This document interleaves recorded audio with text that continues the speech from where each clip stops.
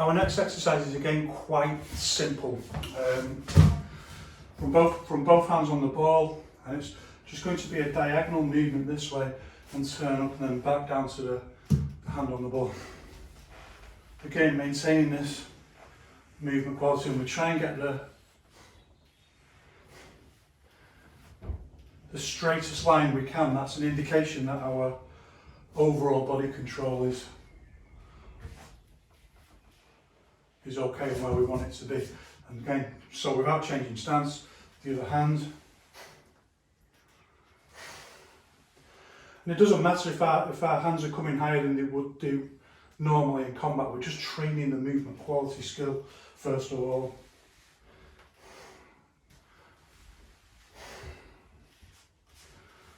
When people talk about, you don't need to do strength training, well, this is strength training, but it's a unique kind of strength training where you have to learn how to relax with it. You can't just do it tense. So it's a kind of unique sort of strength training. But nevertheless, it is strength training, and it is muscular training, and it is building physical strength. Just like all of this training, it's rehabilitation from being an ordinary person, the worst possible fate imaginable for an ordinary person. I recognise some people would give anything to just have the physical capability of an ordinary person.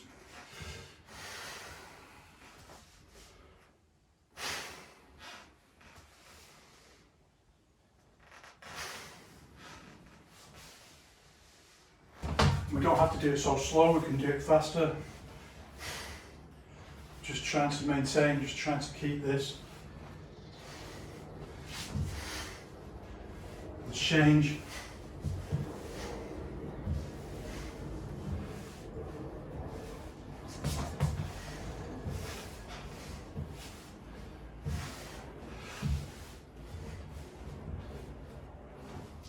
Next we start adding, bringing it to the lock point, imagining that our arm is against someone else. Could be anything, it could be against their arm. This is one of the differences, this kind of, the concept of push hands I think in Yiquan should be is, push hands can be multiple different things. It can be more wrestling based, or it can just be like, I just want to move your arm. I want to try to move your arm and then striking. It's not that necessarily that difficult just to move someone's arm a little bit. It's a lot more difficult to move a whole person. So if you've got your hand against someone's neck, it's not going to roll so easy like that, but an arm will move a little bit easier. So we think about that first. Just bringing up to this kind of push out lock point.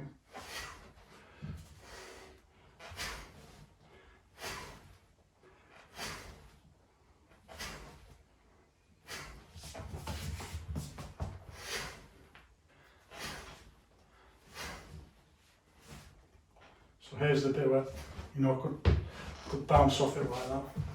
And same backhand, just bringing up to the lock point. And now for those who are racing ahead, you can, soon start to unfold this idea of the infinite curriculum that I've talked about. That there's all these ideas are just there. They're just waiting to be unfolded naturally. If you can have a lock point this way, then you can have a lock point this kind of grabbing down. Strike this way, exactly the same.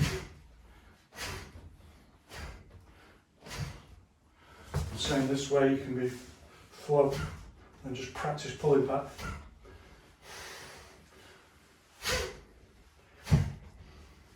Flow.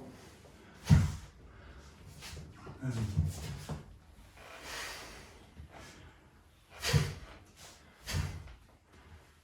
flow and practice pulling back. And if we can do that, then we can go back to our first exercises and do a similar thing where one, practice, bring it down into this lock, this kind of lock point where we're pulling. The routine's different, so this way and this way, pushing from the back leg, pushing from the front leg. pulling in this way.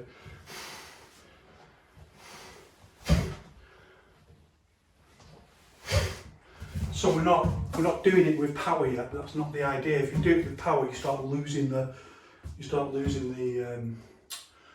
correct physical body consistency that we're after. You start losing. That's why you've got to do it step by step like this before you bring the power into it. Going this way. So 1, 2. Just the lock point. Like we're just going to pull and grab this way.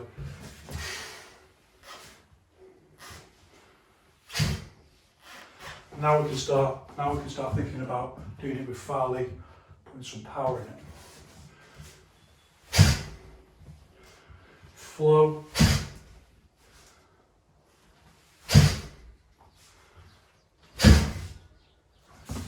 All the way.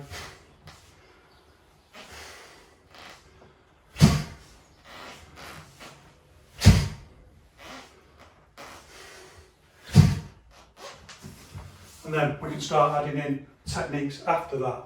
Get to do the exercise in a minute, but we recognise, like, you know, can throw a punch, but it's probably over the person's head here, but we can practice for, you know, the awkwardness of when people's arms, you're throwing punches and their arms just get in your way, and that's something you learn when you're doing sparring as well. The perfect Yiquan that you do on the air.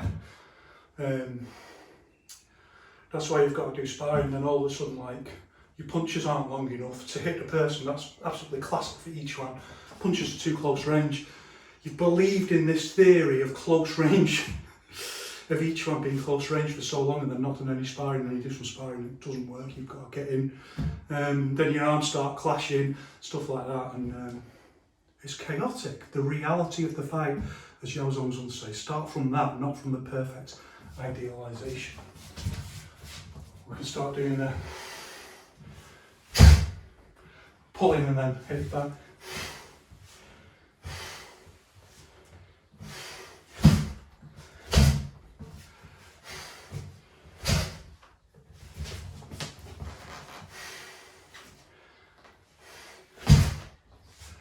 So pulling and then changing, Farley one, Farley the other way.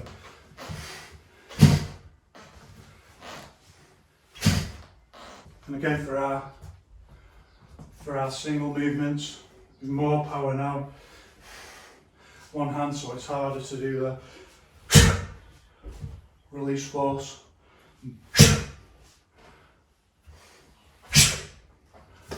Other way.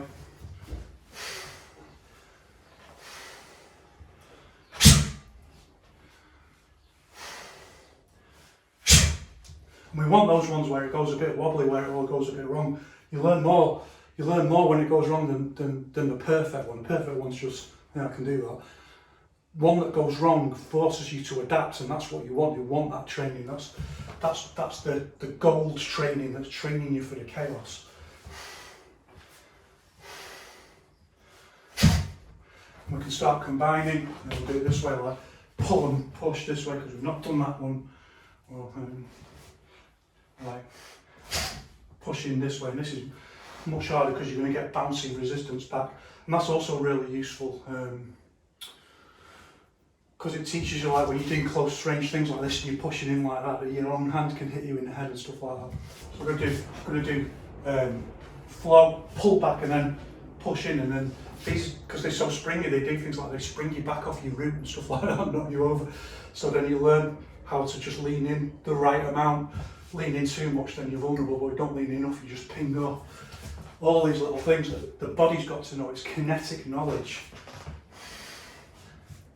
Whatever anyone says, right? Whatever anyone says, you can't just get this from standing, just from doing standing. It's just, it doesn't work like that. That's not the method.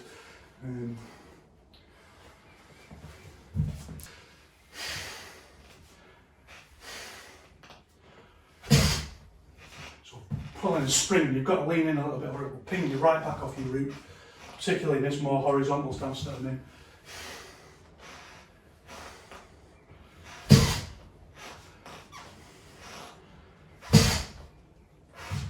This way.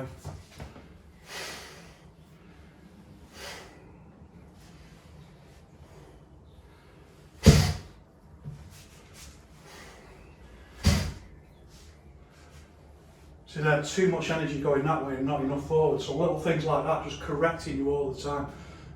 Just like a punch bag is your coach, the ball can be your coach. Just correcting your movement, just giving you the right kind of feedback.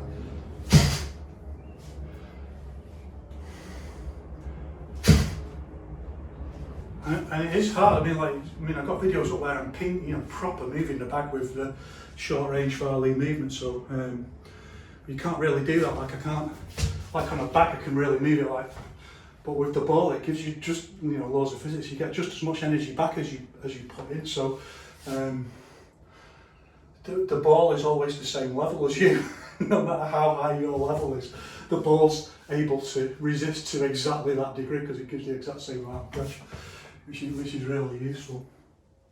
So that's our diagonal, and then you can start adding, like if you want to go even more advanced, start thinking about things like, well, elbow up Farley, and then you start thinking about things like, if you do elbow up Farley like that, you don't want your thumb stuck out so that it will go in your eye or be pushed in your eye. So all these, there's so many little technical details that have got to become body consciousness. Something like that where your thumb is in relation to your eye. It's kind of Bruce Lee guard you see people doing with the thumb right next to their eye, you think. Bruce Lee does it lower. All these little things that you start learning that are really important for practical reasons. But yeah, you may think like I want to just like issue force up with my elbow like that. Like if your arm was there and you just issue force this way, so you can just start practicing this way. Be careful with these not to overextend. This way.